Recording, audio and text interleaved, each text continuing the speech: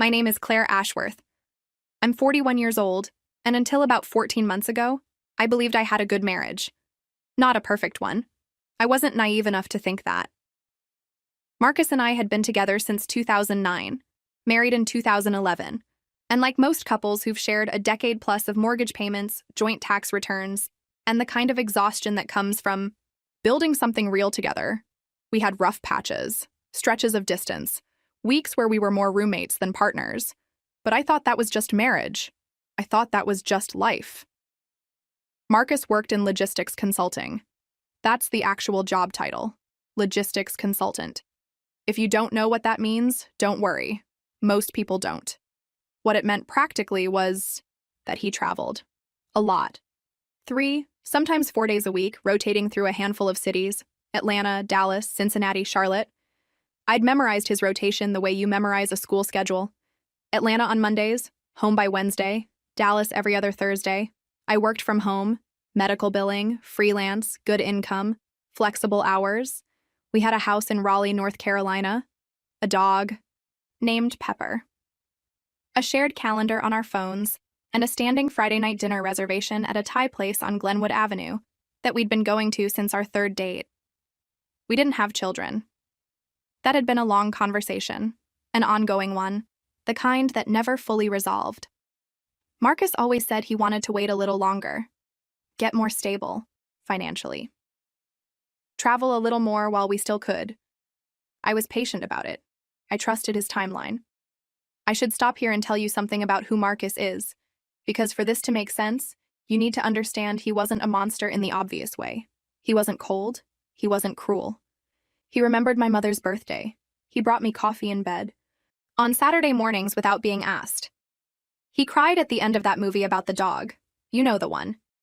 He seemed, by every observable measure, like a man who loved his wife. Which is exactly why what I found took so long to surface. And exactly why, when it did, the damage was so complete. It started with a phone notification. Not his phone. Mine. This was March, about 14 months ago. I was sitting at my desk doing billing work when my phone buzzed with a fraud alert from our joint credit card. The alert said a charge of $2,300 had been flagged at a pediatric dental office in Charlotte, North Carolina. I stared at that for a long moment. We didn't have children. I called the credit card company immediately and told them we had no children, and this was clearly an error. The representative confirmed the charge had come through on a card linked to our joint account, specifically a supplemental card I didn't know existed. The card had been opened 4 years prior. The name on the supplemental card was Marcus Ashworth. I told them to cancel it. They did. Then I sat very still at my desk for about 10 minutes. Pepper. Asleep on my feet.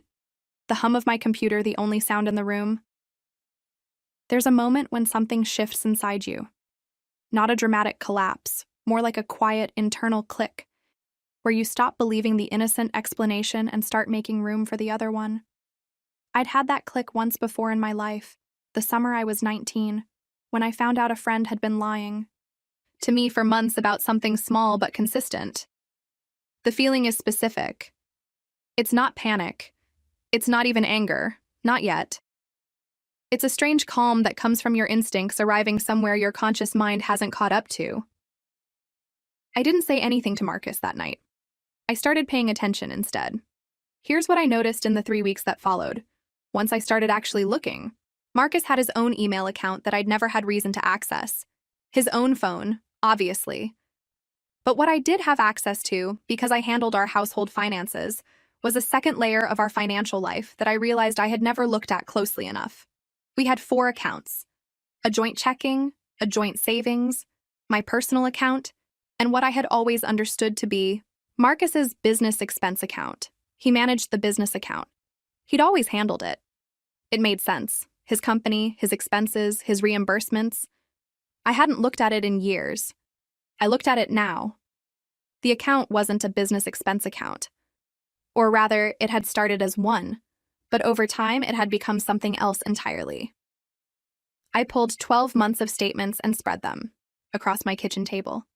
The charges told a story I didn't want to read. Grocery stores in Charlotte, a pediatric dental practice, the one from the fraud alert, a school supply store in a neighborhood called Noda, monthly charges to a management company for a property at a street address I didn't recognize, a recurring charge to a family portrait studio, charges at a children's shoe store, birthday party supplies, a bounce house rental. The property charge was the one that stopped me cold. I wrote down the address and looked it up. It was a 3-bedroom townhouse in Charlotte, North Carolina, currently occupied. And when I ran the property records through the county assessor's website, the name on the mortgage was not Marcus Ashworth. It was Claire Ashworth. My name on a mortgage. For a house I had never seen, in a city I had never lived in, for a family I did not know existed. I closed my laptop. I walked outside. I stood in my driveway in the March cold, and I said absolutely nothing for a very long time. I want to be honest about something. My first instinct was not to confront him. I know that sounds strange. Most people, when they imagine this scenario, picture themselves screaming, throwing things, demanding answers immediately. But I had spent 2 weeks watching and thinking, and something in me had already moved past the grief stage and into a different gear entirely. What I felt, standing in my driveway, was not heartbreak. It was a cold, clarifying kind of fury that felt less like emotion and more like strategy. I called my friend Dana, who is a paralegal at a family law firm.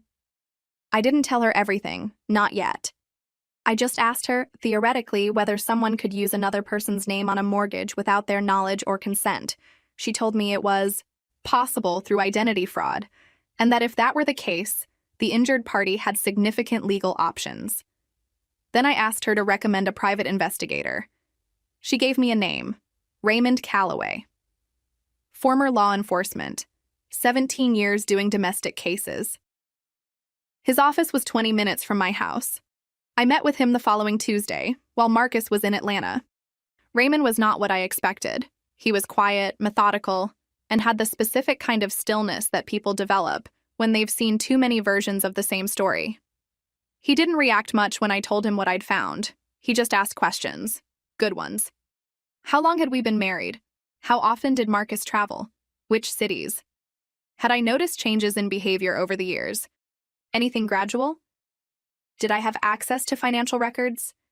Had I documented what I'd already found? I had. I'd photographed the bank statements, screenshotted the property records, written a timeline by date. He looked at my documentation for a while. Then he said, "Give me 10 days. I gave him 2 weeks. He called me on a Thursday morning and asked me to come to his office. When I arrived, he had a folder on the desk in front of him, and a look on his face that I recognized immediately as the look of someone about to deliver something they've delivered before and still find difficult. He said, "I want you to prepare yourself."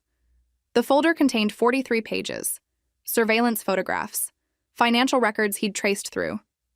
3 shell accounts Marcus had opened between 2013 and 2016. A lease agreement, then a mortgage, for the Charlotte townhouse. A woman named Sasha Drummond, 36 years old, who worked as a dental hygienist, and 2 children. A boy, 9 years old, named Marcus Jr., a girl, 7 years old, named Lily.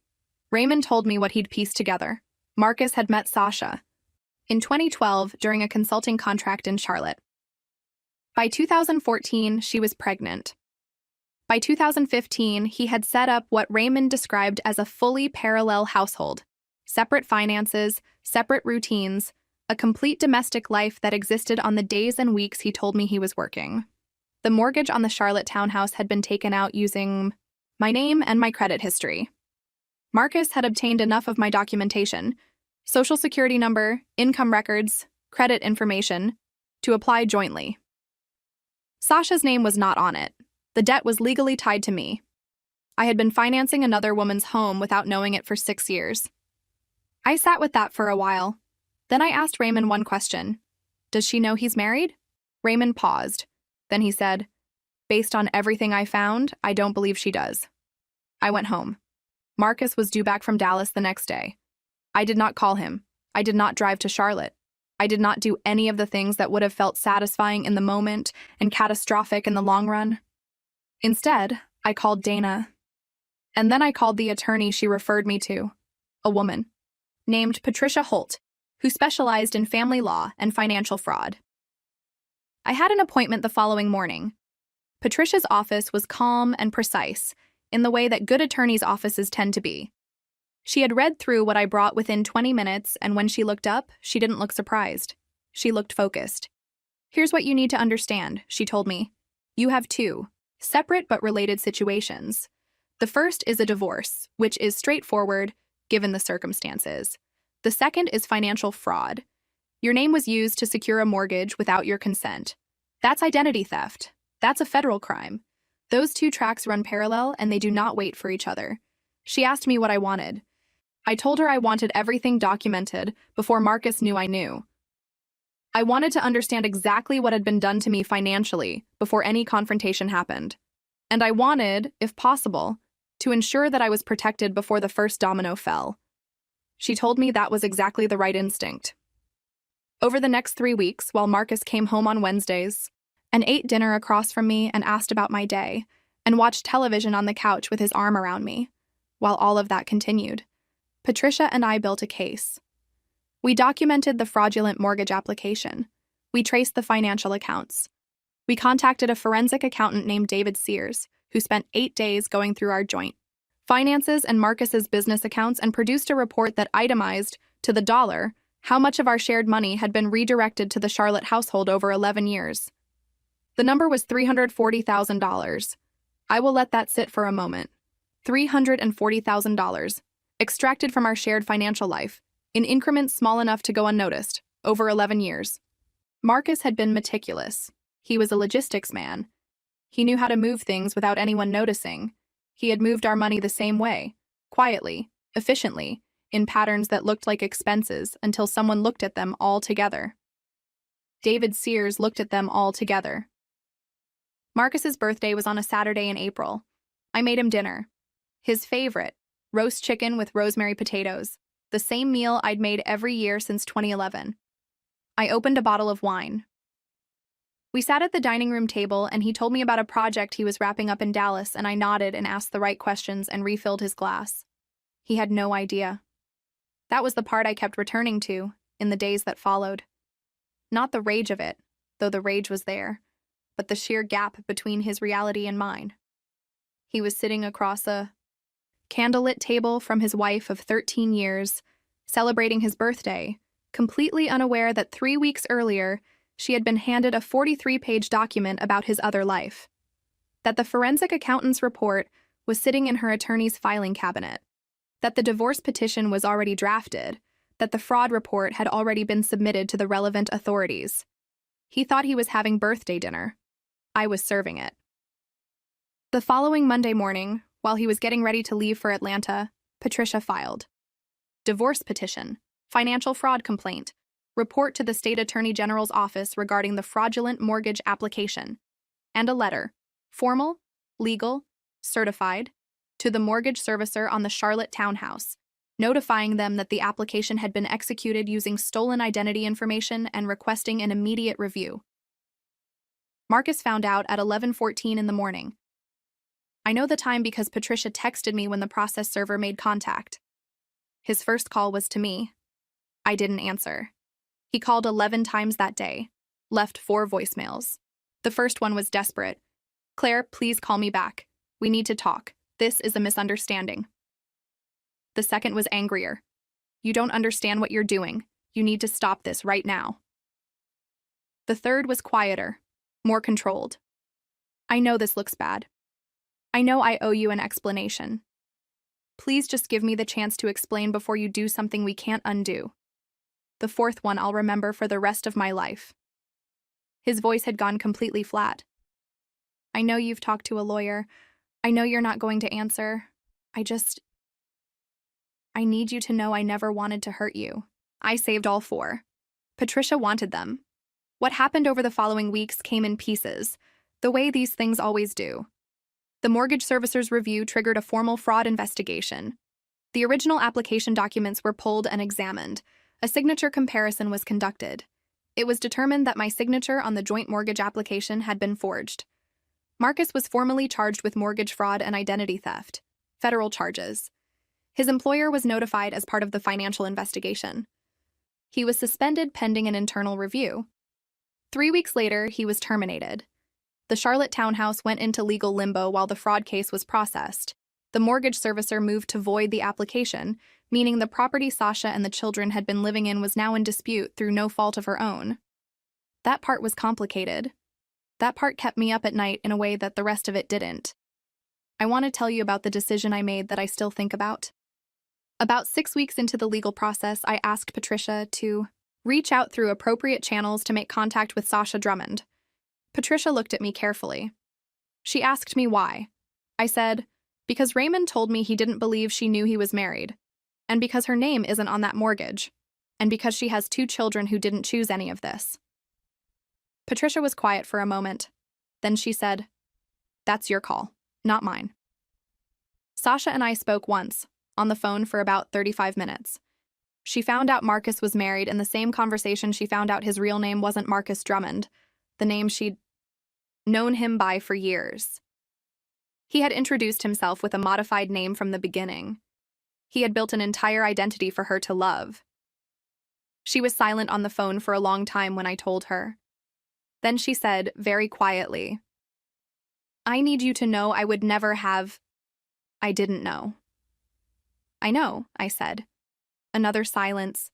Then, "What happens to the house?" I spoke to Patricia after that call.